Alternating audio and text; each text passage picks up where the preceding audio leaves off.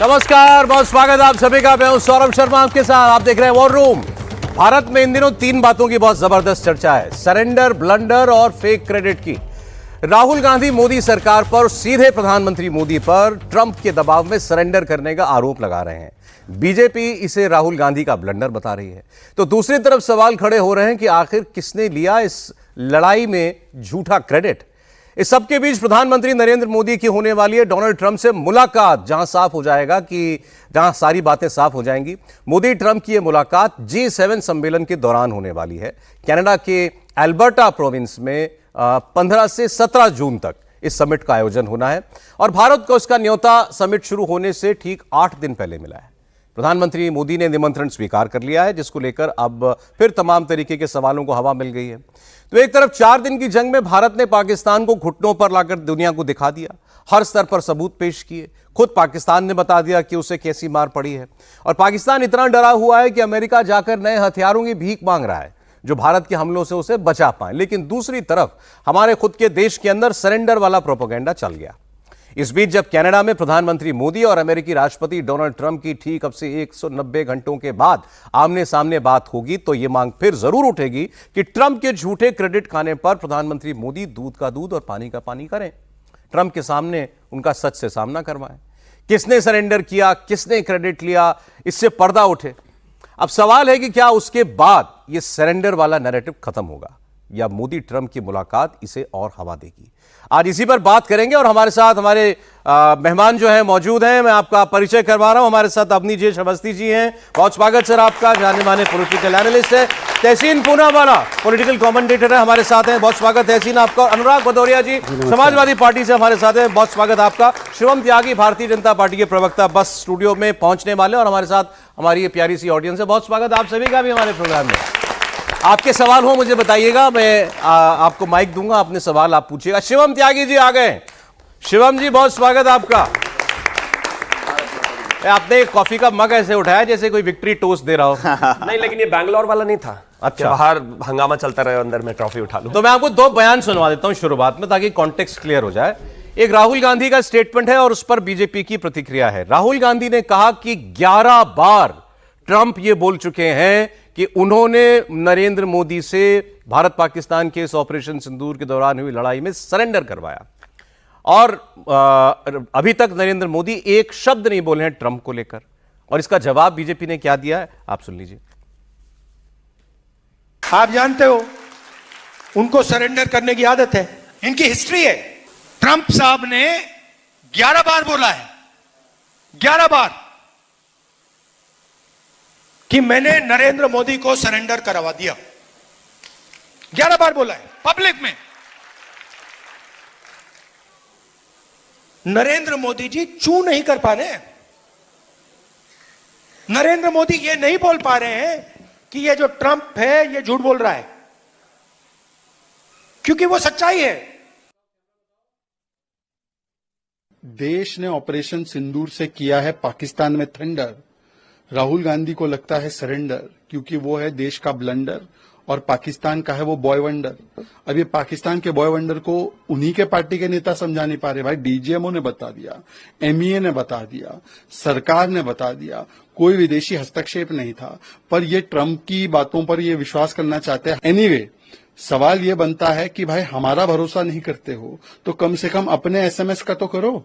S मतलब Shashi, M मतलब मनीष और एस मतलब सलमान। ये शशि, मनीष और सलमान बोल रहे हैं कि भाई हमने स्ट्राइक किया, उनके डीजीएमओ का कॉल आया, कोई फॉरेन इंटरवेंशन नहीं था, पर नहीं सरेंडर। सरेंडर शब्द राहुल को बड़ा पसंद है क्योंकि इनके परिवार में सरेंडर की फितरत है। अच्छा, मैं ये भी आपके सामने क्लियर कर देता हूं कि राहुल गांधी ने ये बात जो है कही कहां पर, किस कॉन्टेक्स्ट में कही। वो इस बात को जो देश के अंदर अब जाति जनगणना होगी सेंसस के साथ, उस परिप्रेक्ष्य में बोल रहे थे। और उन्होंने कहा कि मैंने पार्लियामेंट में कहा था कि मैं इसी सरकार से ये जाति जनगणना करवा के दिखाऊंगा और इनको करना पड़ गया, क्योंकि इनकी आदत है सरेंडर करना।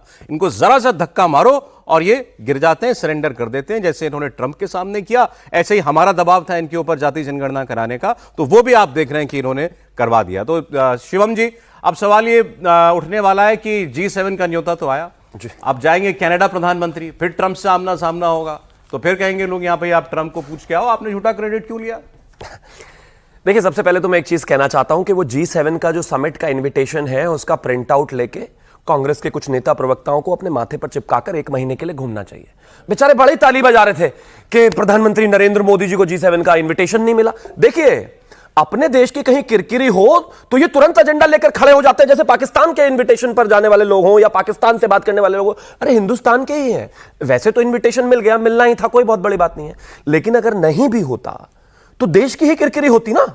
लेकिन इनको देश की किरकिरी में भी आनंद आता है। खैर, अब आगे आता है, अगर राजनीतिक बतौलेबाजी से जवाब दिए जाते या आतंकवादी मारे जाते या पाकिस्तान को उसकी औकात दिखा दी जाती तो इस मामले में तो फिर राहुल गांधी जो है नंबर 1 होते।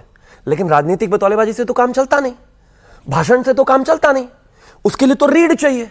मैं एक चीज कहना चाहता हूं आपको, इस देश की सेना ने पाकिस्तान के घर में घुसकर 100 कुत्तों को मारा। मैं देना आप ही की भाषा में गाली चाहता हूं लेकिन मैं दे नहीं सकता क्योंकि इस प्लेटफॉर्म पे ऐसा नहीं हो सकता। लेकिन हमने आतंकवादी यानी कि 100 कुत्तों को उनके घर में घुसकर मारा। जब रिटेलिएशन की बात आई तो उनके सेना के जवान भी मारे। पूरी दुनिया इस बात को मानती है। न्यूक्लियर पावर होने के बाद ये जो भाषण दे रहे हैं ये आदमी, ये सुपर प्रधानमंत्री हुआ करते थे, इनकी माताजी एनएसी की चेयरमैन हुआ करती थी। इनसे जरा पूछना 26/11 में कितने मारे थे? इनकी हैसियत नहीं थी, कमर मुड़कर शतुमुर की तरह घुस गए थे धरती में, एक नहीं मारा गया, चुप बैठ गए उल्टा। कितने मारे थे? बनारस में ब्लास्ट हुआ, कितने मारे थे? प्रयागराज में ब्लास्ट हुआ, कितने मारे थे? दिल्ली में ब्लास्ट हुआ, कितने मारे थे? लाजपत नगर में ब्लास्ट हुआ, कितने मारे थे? हैदराबाद में ब्लास्ट हुआ, कितने मारे थे? मुंबई ट्रेन ब्लास्ट हुआ, कितने मारे थे? सरोजनी नगर ब्लास्ट हुआ, कितने मारे थे?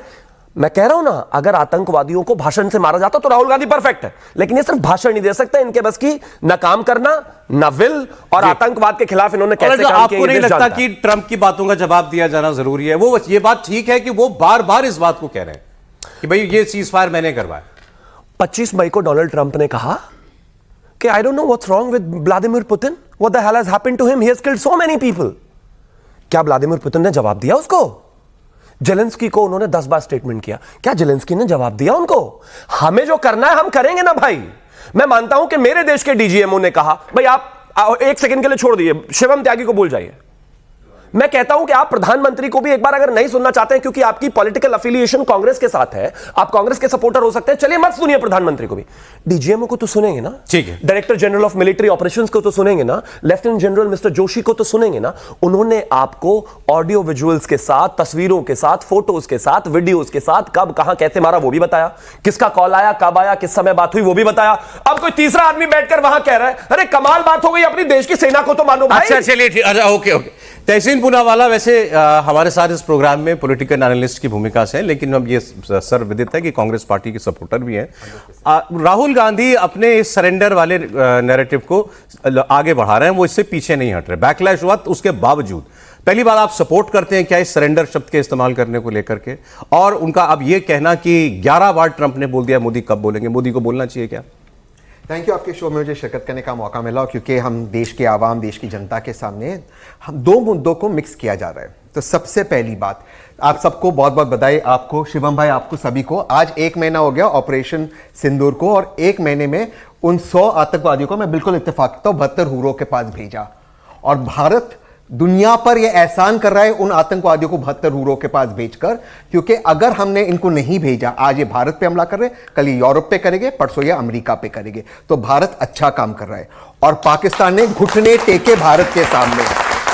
डीजीएमओ पाकिस्तान ने फोन किया, नो इफ नो बट, और उन्होंने भीख मांगा जब हमने नूर खां एयरबेस को मारा। तो नो इफ नो बट, यह one of the best operation था। मई 6 और मई 7 की रात को जो हुआ, दुनिया ने इस तरह का एयरफोर्स वॉरफेयर नहीं देखा है। तो पहले तो भारत की सेना का हम अभिनंदन करते हैं। सब लोग हाथ उठाकर बोलो भारत माता की, भारत माता की, भारत माता की। अब आते हैं पॉलिटिकल सवाल पर। मैं बिल्कुल सर, मैं आपके बीच में नहीं बोला, आप लेट आए, आप लेट आए। देखिए देखिए, विपक्ष की आवाज दबा रहे हैं। देखिए मत रोकिए ना, बोलने दीजिए, बोलने दीजिए भाई। ये फर्स्ट फैमिली के रिश्तेदार है, इसलिए इनको कोई और होता तो अब तक उनको टर्मिनेशन कर दिया होता। अच्छा बोलिए बोलिए बोलिए। देखिए, मेरे फैमिली को लाना, अब हम बात करते हैं देश के ऊपर। देश मेरा फैमिली है, सौरभ भाई आप मेरे फैमिली हो। सवाल क्या है, हम सवाल के ऊपर आते हैं। सेना की बहादुरी पे किसी को प्रश्न है? आप में से किसी को प्रश्न है? किसी को नहीं है। एक 1971 में पाकिस्तान के 2 टुकड़े किए थे, 93,000 उनके सेना को हमने हॉस्टेज लिए थे, किसी को उस पर शक नहीं। सवाल क्या हो रहा है, जो राष्ट्रपति ट्रंप बार बार कह रहे, और उन्होंने उनकी कोर्ट के अंदर एक एफिडेविट दी, राष्ट्रपति ट्रंप की भी बातों पर किसी को भरोसा नहीं है, वो बात पर भी किसी को भरोसा नहीं, लेकिन कहां पर नुकसान हो रहा है, वो बार बार पाकिस्तान को हाइफनेट कर रहे हैं। जितने भी हमारे प्रधानमंत्री रहे, नेहरू जी से लेकर मोदी जी तक, भारत और पाकिस्तान में हमने डिफरेंस दिखाया, वो हाइफनेट कर रहे। तो ये सवाल पूछना, इसके अलावा जो सवाल पूछना है कि बार बार इंटेलिजेंस फेलियर क्यों हो रहा है। पहलगाम में जो हुआ, प्लीज आप लोग सुनिए, पहलगाम में नाम पूछकर, धर्म पूछकर, कलमा पढ़ाकर, पैंट चेक करते, आईडी चेक करते मारा गया, ये इंटेलिजेंस फेलियर था। पहलगाम हुआ आसिम मुनीर के उस हेट स्पीच के बाद, हेट स्पीच हुआ, उसने हिंदू और मुसलमान को अलग दिखाया, रॉ डेस्क क्या कर रहा था। इसके पहले पुलवामा में अटैक हुआ, क्यों बार बार फेलियर हुआ। ठीक, तहसीन ये सवाल इंपॉर्टेंट है, लेकिन फिलहाल गोल पोस्ट शिफ्ट ना करें। सवाल सरेंडर शब्द पे है, क्लियर। आपको सरेंडर शब्द उचित लगता है? सरेंडर सिर्फ एक ही ने किया, पाकिस्तान डीजीएमओ कॉकरोच की तरह बाहर आकर भीख मांगा के भारत। राहुल गांधी क्यों बोल रहे हैं बार बार? लेकिन भारत के इंटरेस्ट, सर आप प्लीज, लेकिन भारत का इंटरेस्ट इस चीज में कि दोबारा से इस तरह के हमले ना हो।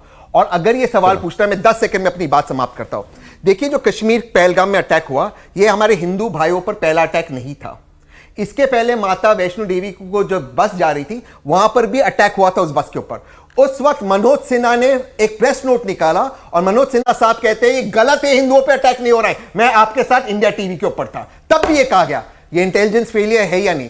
जब भी प्रश्न पूछे, सवाल सरकार से सवाल पूछते हैं, आप सेना से सवाल इंटेलिजेंस फेलियर पर आप खूब सवाल पूछिए, ऑपरेशन सिंदूर पर भी सवाल पूछिए, प्रॉब्लम नहीं है, सिंदूर पे कोई सवाल नहीं। जो उसके बाद, लेकिन भारत का लीडर ऑफ ऑपोजिशन जो शब्दों का इस्तेमाल कर रहा है, सवाल उस पर हो रहा है। आपने डायरेक्टली इस पर नहीं कहा कि आप इससे सहमत हैं या नहीं है। मैं कंक्लूड कर रहा हूं, मैं इस तरह के शब्दों से, चाहे वो यहां से कहा जाए या वहां से कहा जाए, नेहरू जी ने क्या, फिर बैलेंस नहीं कर, बैलेंस करने की क्या जरूरत नहीं रखता हूं। एक ही आदमी ने सरेंडर शब्द इस्तेमाल किया, वो राहुल गांधी नहीं कराता। राइट, ठीक है। पार्टी से निकलवा के दम लोगे, बोल दिया वो सहमत नहीं है।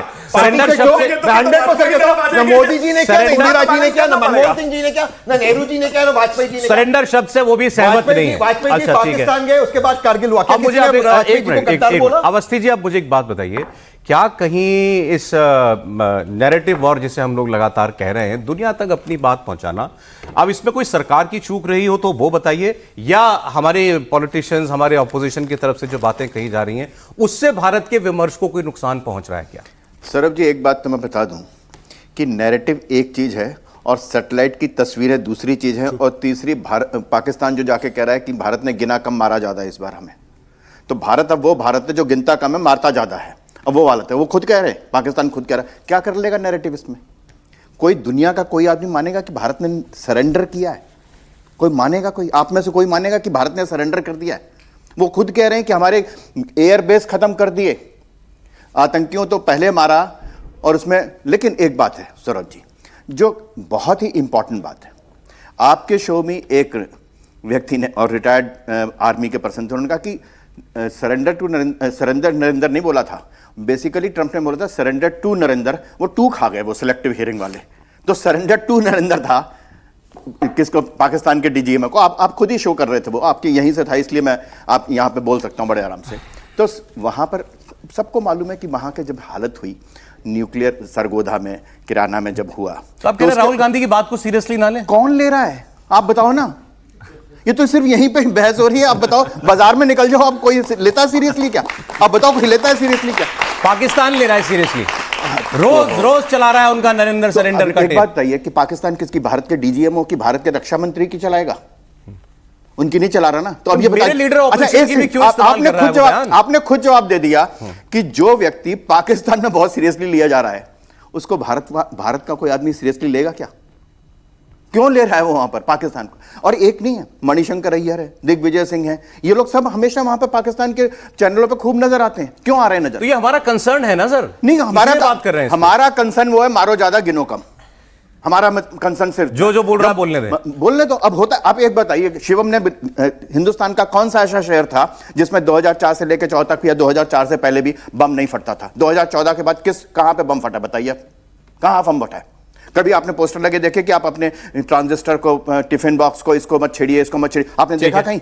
सिर्फ कहां पर है? आप कह रहे हैं ना, एक शिवम, मैं एक छोटी सी बात बता दूं, आप ये इंटेलिजेंस फेलियर की बात कह रहे हैं और मैं कह रहा हूं इंटेलिजेंस फेलियर होता है, लेकिन यहीं पर उन्हीं आर्मी के लोगों ने आपके शो में बोला है कि जब 100 में से 99 बार हम सफल होते हैं उसकी कोई चर्चा नहीं होती।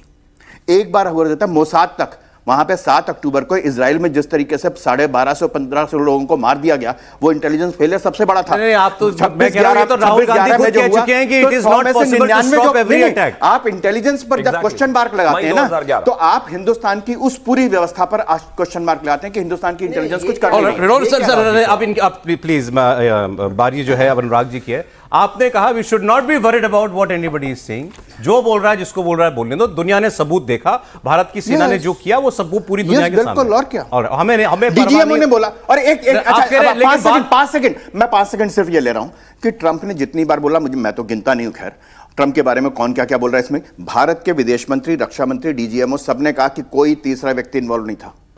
भारत के प्रधानमंत्री ने उसके इस बयान को इस लायक भी नहीं समझा कि उसका जवाब दिया जाए। सोचिए तो सब कुछ है, आप ना माने किसी बात को, तो कुछ नहीं। लिए महत्वपूर्ण होता है। जैसे आपने कहा, बोलने तो राहुल गांधी को फर्क नहीं पड़ता वो क्या कह रहे हैं, लेकिन राहुल गांधी एक पद पर हैं, वो जो कहते हैं उन चीजों का असर पड़ता है। आज एक पाकिस्तान है, दुनिया में कोई और मुल्क सुन रहा हो। ऐसे ही जो ट्रंप बोल रहे हैं, मेरा सवाल बहुत हो रही है, जो ट्रंप बोल रहे हैं ये बात सही है कि वो इंसान अपनी बात से पीछे हट ही नहीं रहा है। वो तो दुनिया में ये ज्यादा कि आज भी अपने जहाज में जाते हुए उनसे सवाल हुआ तो उन्होंने कहा कि मैंने तो न्यूक्लियर वॉर रुकवाई है भाई, लेकिन कोई मुझे क्रेडिट ही नहीं दे रहा। लाखों लोग मर जाते हैं दुनिया में, लेकिन कोई, मैंने जंग रुकवा दी, लेकिन कोई मुझे इसका बात क्रेडिट नहीं दे रहा। क्रेडिट एलन मस्क दे रहा है। भारत को इसका जवाब देना चाहिए। एलन मस्क दे रहा है उसको क्रेडिट। ट्रंप का जवाब दिया गया है, अनुराग, जवाब दिया गया है, लेकिन क्या ट्रंप का नाम लेकर जवाब दिया जाना जरूरी है? देखिए, अभी सेना की बात हो रही है। सवाल है, इस देश को, पूरे देश को, हिंदुस्तान को सेना पे पूरा विश्वास है। सेना बहादुर सेना है हिंदुस्तान की। 100 किलोमीटर घुस के पाकिस्तान को मारा है, पाकिस्तान को निस्तो नाबूद किया है। और ये सेना वो है जो मारती ज़्यादा है, गिनती कम है। लगातार सेना के शौर्य पे इस देश को हमेशा से प्राउड रहा है, घमंड रहा है। हवाओं से तिरंगा नहीं लहराता है, फौजियों के सांसों से तिरंगा लहराता है। ये फौजी की सांसें, उससे तिरंगा लहराता है। हम आपसे बस इतना कहना चाह रहे हैं कि फौज के पराक्रम पे किसी को कोई शक नहीं, कोई बात ही नहीं कर रहा है। हम भी फौज की तारीफ कर रहे हैं, ये भी फौज की तारीफ कर रहे हैं। सेना के शौर्य पे तो सबको है, लेकिन इस देश में सत्ता है, विपक्ष है। विपक्ष को तो हम ही को, विपक्ष को तो इसी जनता ने चुना है। यही परिवार जो सामने बैठा है, इनमें से किसी ने इनको चुना है, किसी ने हमें चुना है। तो मेरी जिम्मेदारी होती है, जिन लोगों ने मुझे चुना है, विपक्ष में सत्ता पद से सवाल पूछने की, जहां मुझे गलत समझ में आएगा। क्या मैं सवाल नहीं पूछूं कि 26 बहनों का मेरा सिंदूर उजड़ गया? और आपको मैं यह भी सवाल नहीं पूछूं कि इंटेलिजेंस फेलियर कैसे था, कैसे आतंकी वो दरिंदे हमारे देश के अंदर घुस गए, किसकी नाकामी की वजह से घुस गए और हमारी बहन चीखती पुकारती रही, उनका सिंदूर उजड़ गया? ये सवाल नहीं पूछे, फिर क्यों आपने विपक्ष में मुझे चुना है? इसलिए चुना है ना, मैं सवाल पूछूंगा सरकार से और डंके की चोट पे पूछूंगा ऐसा क्यों हो गया। उसके बाद बात राष्ट्र की आती है। पूरे विपक्ष के नेता, समाजवादी के भी और कांग्रेस के भी, दूसरे दलों के नेता विदेशी धरती पे जाते हैं, राष्ट्र की बात करते हैं, भारत की बात करते हैं। वहां कोई पार्टी नहीं थी, कुछ नहीं था। सारे जो है मेंबर ऑफ पार्लियामेंट गए थे, वो क्या थे? भारतीय थे, बिना किसी दल के भारतीय थे और हिंदुस्तान की बात कर रहे थे। पाकिस्तान को निस्तो नाबूद करने को, उसको बेनकाब कर रहे थे। पूरे विश्व के पटल पे जाकर उन्होंने पाकिस्तान का आतंकी चेहरा बेनकाब किया। यह हमारी राष्ट्रीयता है।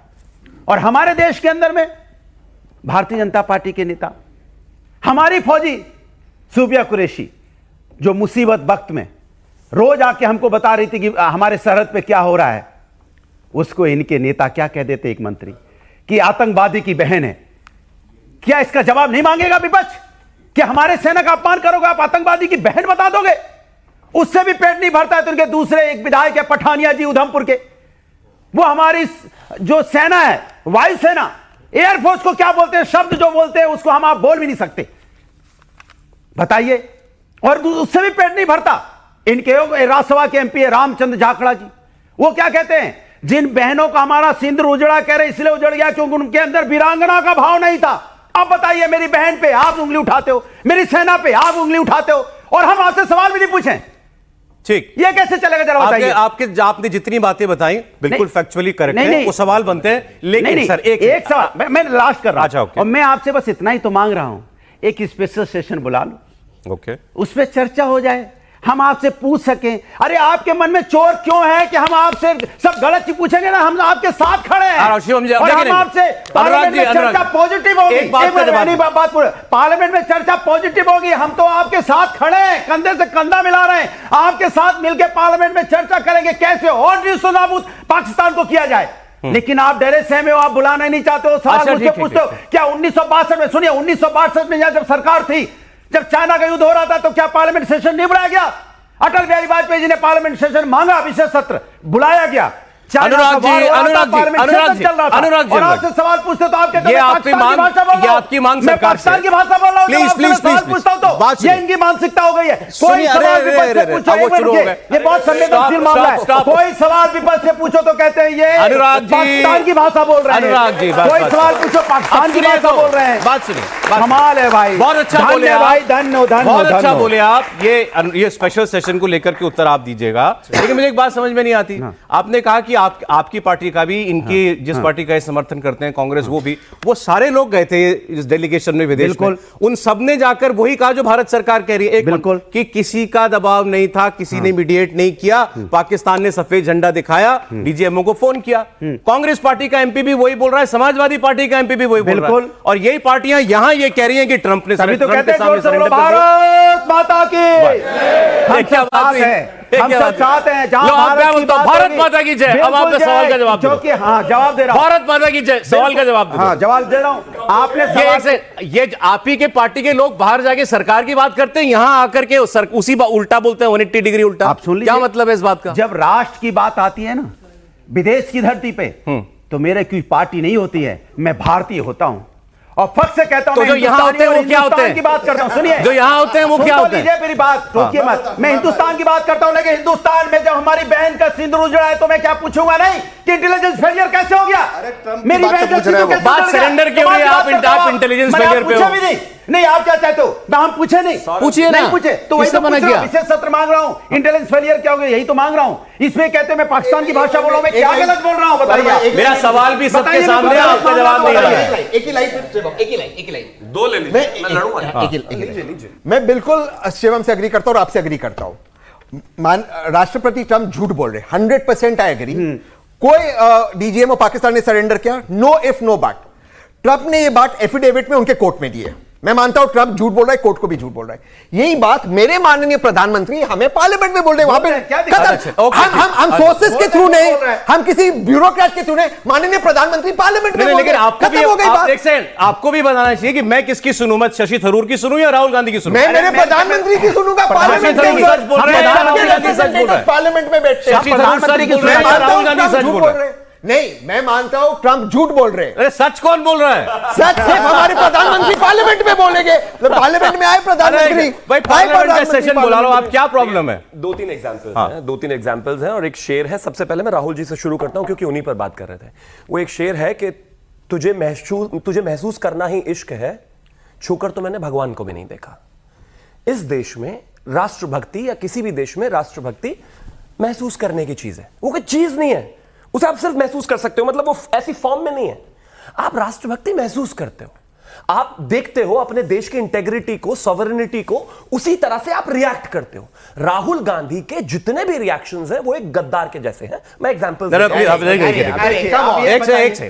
आपसे पहले मैं बोला ना, आपसे पहले मैंने एतराज किया, शिवम भी गद्दार नहीं बोला, जयशंकर को बोला, ये शब्द जयशंकर को बोला कि नहीं बोला मुखबिर? गलत बात है, जयशंकर को मुखबिर भाषा का इस्तेमाल मत कीजिए। नहीं, जयशंकर को मुखबिर बोल दो या ठीक है?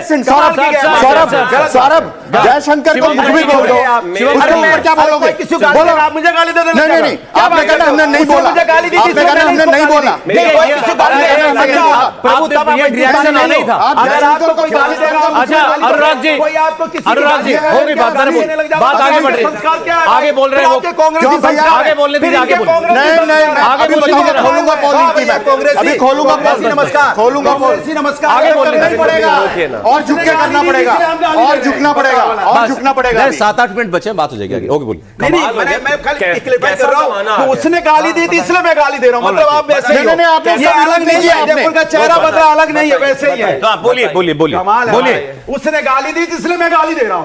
तुम्हारी गाली दे रहा हूं अभी मैं। अरे थोड़ा प्रोफेसर हो, पढ़े लिखे जैसी बात बताइए, करो। शिवम बोलिए, शिवम बोलिए प्लीज। अनुराग जी कहां से ड्रामा सर कमाल हो गया, ड्रामा है, ये ड्रामा बोलिए, कमाल हो गया, कमाल हो गया, कमाल हो गया। अरे देखिए, कह रहे उसने गाली दी थी इसलिए मैं गाली दे रहा हूं। अरे भैया मैं कह रहा हूं प्लीज सौरभ जी, सौरभ जी, सौरभ जी, सौरभ जी, अरे एक बार जोर से ताली बजाइए।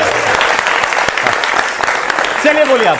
अगर तालियां सेलो टेप का काम करती है तो मैं भी बोलिए बता बोलिए, देता हूं अब कि बोलिए खैर, बोलिए। जो आसमानों से फरिश्तों को उतारा जाए और जो भी इस दौर में सच बोल दे तो मारा जाए, मतलब गद्दार को गद्दार बोल दो तो उसमें भी इनको दिक्कत है। एक चीज बताइए, एग्जीक्यूटिव हेड है इस देश के प्रधानमंत्री, एग्जीक्यूटिव हेड नरेंद्र सरेंडर बोलकर वो पूरी दुनिया में जो चल रहा है वो गलत नहीं है क्या? और अगर वो गलत है तो फिर ये इस देश के न्यूज चैनल्स पर क्यों चल रहा है? और अगर वो चल रहा है तो शिवम त्यागी अगर गद्दार कह रहा है राहुल गांधी को, वो क्यों नहीं चलेगा भाई? कमाल बात हो गई। नरेंद्र सरेंडर इंडिया टीवी ने दिखाया है तो मैं बोलूंगा, मेरा अधिकार है और मैं प्रूव भी करूंगा इस बात को। एक चीज बताइए मुझे, जो वो नरेंद्र सरेंडर राहुल गांधी बोल रहे हैं वही पाकिस्तान चला रहा है, वही सारी दुनिया में जा रहा है। जाहिर बात है मेरे देश के लीडर ऑफ ऑपोजिशन है, ये हमारा दुर्भाग्य है इस बात का। लेकिन एक आदमी पोस्ट पर बैठे हुए इस तरह की बातें कर रहा है, इस देश के डीजीएमओ को नहीं मान रहा, इस देश की मिलिट्री को नहीं मान रहा, इस देश के एयरफोर्स को नहीं मान रहा, इस देश के किसी भी संस्था को नहीं मान रहा, इस देश के फॉरेन सेक्रेटरी को नहीं मान रहे, प्रधानमंत्री को नहीं मान रहे, विदेश मंत्री को नहीं मान रहे, और वो आप सोचते हैं कि मैं उसको गद्दार ना कहूं? गद्दार है, सुनना पड़ेगा आपको। आपका प्रधानमंत्री को नहीं मानना मत मानिए, राजनीति हो सकती है, मैं समझता हूं आपका, लेकिन इस देश की फौज अगर कोई शौर्य का काम करके आई है तो उसके लिए आपको मानना पड़ेगा बॉस। अच्छा जी, कोई तहसीन का जवाब, फिर एक ऑडियंस का सवाल। सर एक सेकंड यहां पर नाच शुरू कर दिया तुरंत। तहसीन पूनावाला जी, हमारे बीच में कितने भी डिफरेंसेस हो, माननीय मोदी जी ने आईएसआई को पठानकोट में बुलाया, मैंने उसको अपोज किया था, लेकिन किसी ने मोदी जी को गद्दार नहीं किया। हाइंडसाइट हमेशा नरेंद्र सरेंडर क्या है? एक सेकंड, मुखबिर क्या है? ये शब्द जो इन्होंने आपने इस्तेमाल किए, मैं किसी के बीच में नहीं बोलता, आप लोगों ने देखा, अब वो बोले ये आवाज नहीं आनी देती। प्लीज बोलिए। 26/11 में मेरे 2 दोस्त शहीद हुए, मेरे 2 व्यक्तिगत दोस्त, कैजाज और हेमंत करकरे जी। माननीय मोदी जी वहां पर प्रेस कॉन्फ्रेंस कर रहे थे, भाजपा ने ऐड निकाली, किसी ने उनको गद्दार नहीं कहा। ये बात बाकी लोगों को गद्दार कहना गलत है। वाजपेयी जी ने ऑपरेशन परिक्रमा का पीस टाइम में सबसे अधिक भारतीय सैनिक शहीद हुए, ये आप लोग बात जानते हो, किसी ने वाजपेयी जी को गद्दार नहीं किया। आप बाकी लोगों को गद्दार क्यों कहते हैं?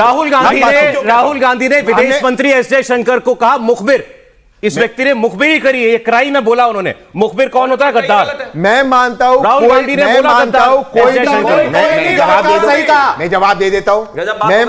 मेरे में ये हिम्मत है कहने को कि कोई भी व्यक्ति चाहे इस साइड हो या उस साइड इस तरह के शब्दों का प्रयोग नहीं करना चाहिए। इनमें ये हिम्मत है, ये हिपोक्रेसी है। मेरे में सर देखिए फिर से मेरे में सबका नाम लेके कहूंगा, मैं सबका नाम लेके कहूं, लेकिन इनमें ये हिम्मत ने क्या कहा, जयशंकर नहीं, राहुल गांधी ने गलत कहा था और ये भी गलत मैं हर चीज, हर व्यक्ति इंक्लूडिंग कांग्रेस और भाजपा गलत है। पूछिए सवाल अपना। त्यागी जी, आप बड़े बड़े अफसरों की बात करते हैं, डीजीएमओ, ये तो आपके ही अपने हमारे इंडिया के एयरफोर्स चीफ ने टीवी पे बयान दिया कि हमारी एयरफोर्स ने एक भी प्रोजेक्ट मोदी गवर्नमेंट के अंडर 12 साल हो गए, एक भी प्रोजेक्ट टाइम पे कंप्लीट नहीं किया, हम आज तक एक जेट इंजन अपना खुद नहीं बना पाए। तो ये तो अफसर का बयान है, इसको भी आप कहेंगे सर्विंग है, ये भी नहीं कि रिटायर हो गए किसी से घूस लेके बोल रहे हैं। सर्विंग एयरफोर्स अफसर, चीफ ऑफ एयरफोर्स कहता है एक भी प्रोजेक्ट कंप्लीट नहीं हुआ हमारा, और अगर यदि 2 फ्रंट युद्ध हो गया तो हम हार जाएंगे। ये उनका बयान था एयरफोर्स चीफ का। तो अब आप क्या बोलेंगे? आप कह दीजिए कि वो भी गद्दार है, या उनको भी आप खालिस्तानी बोलेंगे? जवाब दे दीजिए। दर्द कहीं अंदर दिल में लगा हुआ है आपके। खालिस्तानी और गद्दार तो मैंने बोला ही नहीं किसी को। दूसरी रुकिए ना, नहीं, अब देश के लिए खिलाफ जो बोलेगा उसको तो मैं आपका सवाल हो गया सर, आप जवाब इस बात से, लेकिन आगे मैं आना चाहता हूं। उनकी बात बिल्कुल ठीक है, उन्होंने ये नहीं कहा 2 फ्रंट वॉर होगी तो हम हार जाएंगे। हाँ, मैं ऐसा मानता हूं, लेकिन HAL से लेकर तमाम जितनी भी डिफेंस प्रोडक्शन इस देश में हुई हो, चाहे वो आकाश तीर का विषय हो, चाहे वो S-400 का विषय हो, चाहे जितने भी चीजें हैं, ये आपने शौर्य हमारा देखा, ब्रह्मोस को किस तरीके से इस देश ने ओरिजिनेट किया। हाँ, एक बात मैं जरूर मानता हूं कि उस डिफेंस प्रोडक्शन को और बेहतर करने की आवश्यकता है। आप किस दौर से आ रहे हैं जरा याद करिए, मैं एग्जांपल करके आपको याद दिलाना चाहता हूं। एक प्लीज, आप मतलब कमाल की बात है, कहते नहीं आप हमें पुराना मत बताओ, हमारा मत बताओ, मैं बौखला जाऊंगा। क्यों नहीं बताओ? सुनिए जरा, आपने सवाल पूछा, मैंने सुना ना, अब सुनिए। इस देश में, इस देश की फौज के लिए जैकेट्स नहीं होती थी बुलेट प्रूफ। इस देश के डिफेंस मिनिस्टर का parliament floor of the house खड़े होकर बयान है कि एंटनी का कि एक काम करिए, बॉर्डर एरिया में सड़कें मत बनाइए, यही सबसे बड़ा डिफेंस है हमारा। अब वहां से निकल कर आ रहे हैं। और सौरभ जी आपके लिए, आप दिल्ली जाते हैं ना, आप दिल्ली सुनिए, बदला क्या मैंने मेरी सरकार ने बदला क्या, ये बताता हूं मैं आपको। सौरभ जी आप दिल्ली जाते हैं ना, तहसीन भाई भी दिल्ली जाते हैं, सारे दिल्ली जाते हैं। यहां से दिल्ली तक जाने में 3 बार डिग्गी खोल के चेक होती थी कि बम है कि नहीं है, 3 बार। ठीक है, ये बदला है हमने, और ये बदला और बदलेंगे हम इसको। ये सवाल जो यहाँ से भाषा की मर्यादा पे सवाल उठा है, मैं बड़ी जिम्मेदारी से कहता हूँ, जब देश का कोई प्रधानमंत्री होता है तो देश का प्रधानमंत्री होता है। देश की प्रधानमंत्री के प्रति भाषा की मर्यादा जो होती है वो बिल्कुल रहनी चाहिए। मर्यादा देश के प्रधानमंत्री के प्रति भाषा की मर्यादा नहीं गिरनी चाहिए। मैं कहता हूँ डंके की चोट पे, क्या भारतीय जनता पार्टी के नेता कहेंगे कि उनकी जो भाषा की मर्यादा गिर रही है वो नहीं गिरनी चाहिए? वो नहीं बोलेंगे। मैं कह रहा हूं कि एक बार मैं आपके बीच में नहीं बोला, देखो यही दिक्कत है, यही नहीं भाषा की मर्यादा रखते। फैक्ट चेक कर दिया, ये अरे मैं अपनी बात कर लूं, मैं अपनी बात, अच्छा बताइए, मैं किसी के बीच में बोला, अच्छी बात है कह रहे हैं, किसी के बीच में बोला क्या? नहीं बोला, क्योंकि जब फैक्ट नहीं होता है, परेशान होता है, तो पेट में दर्द शुरू होता है। क्योंकि हम अच्छी बात कर रहे हैं ना, अब अच्छी बात कर रहे हैं तो इनको नेगेटिव समझ में आ रहा है। आपके बीच में कोई नहीं बोल रहा, आप उछक इसलिए रहे क्योंकि आप परेशान हो, क्योंकि सब राष्ट्र की बात क्यों कर रहे हैं, सब राष्ट्र की बात कर रहे हैं तो आपका लग रहा है एजेंडा खत्म हो गया आपका, तो आप टोक रहे हैं बीच में। मैंने बोला कि देश के प्रधानमंत्री के प्रति भाषा की मर्यादा ठीक होनी चाहिए, उसकी मर्यादा नहीं टूटनी चाहिए। और क्योंकि वो देश के प्रधानमंत्री किसी भारतीय जनता पार्टी के अकेले के नहीं है, जो भारतीय जनता पार्टी इसका दम भरती है। और मैं फिर कहता हूं दोबारा से कि ये हिम्मत हम में है बोलने की। ये तो कमाल बात कह गई, तो ताली बजाइए। नहीं, ये मेरी हिम्मत नहीं, ये मेरी हिम्मत है बोलने की, क्योंकि मैं राष्ट्र प्रेम करता हूं, राष्ट्र से प्रेम करता हूं। इसलिए कहता है मैं इस राष्ट्र का हनुमान हूं, देश मेरे लिए राम है, और सीना अगर चीरोगे तो इसके अंदर हिंदुस्तान निकलेगा। ये हमारी सोच है। मैं प्रधानमंत्री जी का भी सम्मान करता हूं, राष्ट्र का भी सम्मान करता हूं, लेकिन भारतीय जनता पार्टी के नेताओं से बोलना चाहता हूं, आप ऐसी भाषा क्या इस्तेमाल करते हैं जो भाषा टीवी पे चलाई नहीं जा सकती? ऐसी भाषा बोलते हैं, आप ऐसी गालियां देते हैं जो आप टीवी पे देख नहीं सकते। क्या आप उसको पार्टी से निकालेंगे? ऐसे लोगों को नहीं निकालेंगे। ये चिंता का विषय है। एक यंगस्टर का सवाल आपसे, पूछो। जैसे ऑपरेशन सिंदूर हुआ या कोई भी पाकिस्तान ऐसी हिमाकत करता है तो बीजेपी अच्छा काम करती है, मतलब उसके करती है, तो आप थैंकफुल हैं, उसके शुक्रिया अदा करना चाहेंगे बीजेपी को? मैं सेना का बहुत शुक्रिया अदा करता हूं। राष्ट्र की सेना, फौज, ये सेना है जो घुस के मारती है, ये देश की सेना है। सरकारें आती है जाती है, लेकिन सेना है डट के। अच्छा, सेना मारती है तो फिर 26/11 में क्यों नहीं मारने दिया? अगर पूछे तो पार्लियामेंट में अटैक हुआ था तो क्यों नहीं मारा? पार्लियामेंट में अटैक हुआ तो क्यों नहीं घुसा आपने? बताइए। अच्छा, अपनी जैसी कुछ बोल रहे हैं, अभी दिल्ली पार्लियामेंट में अटैक हुआ था, सरकार वाजपेयी जी क्यों नहीं आपने घुस के मारा? क्यों नहीं घुस के मारा? अवस्थी जी सवाल की बात करोगे, खिसिया जाओगे। उनका समय है, के सवाल पूछो तो खिसियाने लगते हैं, इनका समय बोलने का। बताइए, क्यों नहीं पार्लियामेंट में अटैक हुआ था तो क्यों नहीं आपने घुस के मारा? सौरभ, बात एक है कि यहाँ पे चैनल के अंदर, यहाँ बैठ करके, स्टूडियो के अंदर बैठ के कहता है सेना के शौर्य पर सवाल नहीं उठाए, लेकिन जो व्यक्ति और राफेल जब भारत की सरकार ने कह दिया, एक सेकंड मैं बीच में, कौन बोल रहा है बीच में? आपने मेरे बीच में बोला, बीच में आपने मेरे बीच में बोला ना, बिल्कुल नहीं बोला, बिल्कुल नहीं बोला। सुफिया कुरैशी कौन है? बात सुनो, सुफिया कुरैशी कौन है? मैं बता रहा हूं, सुनिए ना। अब ये सुफिया जी कुरैशी, अब सौरभ इसमें टाइम आपने ये है बदतमीजी, ये है वो आदमी बदतमीज, नाम ले लिया, बदतमीज हो गए हम, पता नहीं क्या क्या हो गया, क्योंकि वो जो 5 मिनट है, प्लीज सर। उनको इनके आदमी ने, इनके नेता ने आतंकवादी का बैंड बताया था, हमने नाम ले लिया तो मैं बदतमीज हो गया हूं। सोचो, ये हालत है।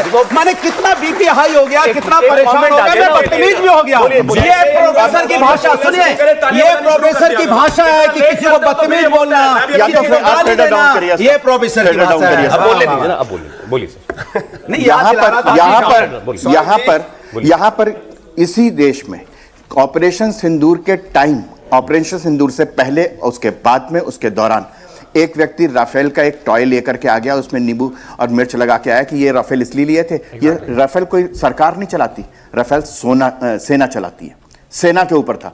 जिस व्यक्ति ने ये कहा कि ये तो 2-4 हवाई जहाज उड़ा दिए और कह दिया ऑपरेशन सिंदूर कर दिया, वो कांग्रेस का नेता था। वो क्या था? शुक्र करो कि हमारा क्या ये कि सर्जिकल स्ट्राइक हुआ, एयर स्ट्राइक हुआ, ऑपरेशन सिंदूर हुआ, हमारे देश का एक भी व्यक्ति, प्रधानमंत्री ने कहा कि उसका नुकसान कम चाहे हो जाए, लेकिन मेरे देश का एक सैनिक भी ऐसा ना हो कि उसको किसी तरीके की क्षति पहुंचे। और डीजीएमओ ने और सीडीएस ने बिल्कुल साफ कहा कि हमारे सारे पायलट वापस आए। एक बात बताइए सौरभ जी कि जो आप कह और सरेंडर के इस बात में कह रहे हैं, उसका एक नैरेटिव चल रहा है ना कि हमारे जेट गिर गए। अरे हमारे जेट गिरे होंगे तो हिंदुस्तान या पाकिस्तान में गिरे होंगे, कहीं और तो गिरे नहीं होंगे। उसकी भी सैटेलाइट तस्वीर आ सकती थी, ठीक है ना। और जब पाकिस्तान के रक्षा मंत्री से पूछा गया कि आपने क्या कहते हैं हिंदुस्तान के जेट गिरा दिए, तो आपके पास कोई प्रमाण है? उसने कहा मैंने सोशल मीडिया पे देखा है। सोशल ये है। और यहां पर लगातार सवाल, आप बताइए कितना नुकसान हुआ, आप बताइए सीडीएस ने मान लिया कि नुकसान हुआ था।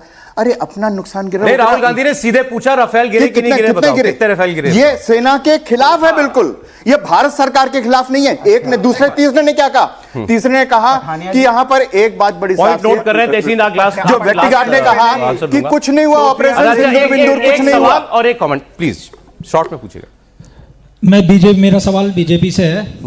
मैं इनसे पूछना चाहता हूं कि जो आर्थिक स्थिति जो है बीजेपी की, जो इन्होंने वादे किए थे रोजगार के, नौकरी के, और जहां झुग्गी वहीं मकान, प्रधानमंत्री योजना नोएडा में कहीं जमीनी स्तर पर नजर नहीं आ रही है। और जुमलेबाजी, किसी भी नेता से इनसे मिलो बीजेपी के तो जुमलेबाजी जगह जगह, हर नेता आर्थिक मोर्चे पर विफल है, विफल बिल्कुल विफल। चौथी बड़ी अर्थव्यवस्था हो गई। चले बता कह रहे हैं कि वैसे मामला सिंदूर पर था, लेकिन मेरे मित्र ये आपके लिए थोड़ा सा, क्योंकि पता होना चाहिए, जुमले नहीं है। अगर इस देश में हमने गरीबों को 3.5 करोड़ मकान बनाकर दे दिए ना, तो ये जुमला नहीं है। जिनके ऊपर सर पे छत नहीं होती उनसे पूछो, आपको समझ आ जाएगा। प्लीज चिल्लाइए नहीं, 80 करोड़ प्लीज चिल्लाइए। सर समय ही नहीं है हमें पास, प्लीज चिल्लाइए। 5 किलो चावल, 5 किलो आटा, भैया पूछ लेना चाहिए था, सवाल नहीं पूछता कोई, तो इसमें भी दिक्कत है। नौकरी दे दी, सब संपन्न हो गए, सब पक्के मकान हो गए, अब तो कुछ बचा ही नहीं है। ऐसी बातें करते हो भाई, आंकड़ा लेके आ जाते हो कि हमने अभी तो गिना दिया। शौचालय में देखो जाके तो कहीं दीवार है, तो दीवार है, तो कहीं पानी नहीं आ रहा, पानी नहीं आ रहा, तो कहीं दीवार नहीं है। हमने सब कर दिया पक्के घर, इस तरह सबको रोजगार। इस तरह के नॉनसीरियस लोगों की वजह से ही विपक्ष में पड़े हुए हैं। चावल दे दो भैया, हम खड़े लाए भैया, 5 किलो चावल, 5 किलो आटा, ये आपने भारत देश की चलिए हमने बहुत कुछ कर दिया। सिर्फ 10 सेकंड मैं कह रहा हूं, न सिर्फ मकान दिए बल्कि उसमें टोटी वाला नल भी दिया। टोटी वाला नल भी दिया उसमें, जिससे पानी आता है। सब दिया है। बस अनुराग जी प्लीज। हर एक आदमी की वैल्यू, हर एक आदमी की वैल्यू होती है। अनुराग भदौरिया की डिबेट्स में न्यूसेंस वैल्यू, इसके अलावा कुछ नहीं। मैं इनको जवाब देना जरूरी नहीं समझता, लेकिन मैं फिर भी बताता हूं। 3.5 करोड़ मकान हमने दिए इस देश में। प्रधानमंत्री आवास योजना के तहत 80 करोड़ नल हमने बनाए। सुनिए जरा, इस देश में 100% इलेक्ट्रिफिकेशन हमने किया। और छोड़िए प्लीज, आप रोकिए ना। हाँ जी, अनुराग जी इसी वजह से विपक्ष में पड़े हैं। आज तक इनका हाल इसी वजह से खराब है। नहीं सब सीरियसनेस की दिक्कत है। और अगर सुनिए काम नहीं किया होता तो सरकार में कोई और होता। आज का क्लोजिंग कमेंट तहसीन पूनावाला का, क्या कांग्रेस पार्टी और राहुल गांधी जनता की नब्ज नहीं समझ पा रहे? तभी तो विपक्ष में पड़े। नहीं, खासकर इस ऑपरेशन सिंदूर की बात मैं कर रहा हूं। नहीं, मुझे लगता है कि कुछ सवाल उठाने जरूरी है, लेकिन मेरा ये सुझाव है कि माननीय प्रधानमंत्री एक ऑल पार्टी मीटिंग बुलाए, अगर स्पेशल सेशन नहीं बता रहे हो, खुद उसमें चेयर करे, ना कि क्योंकि वो आज तक वो नहीं आए।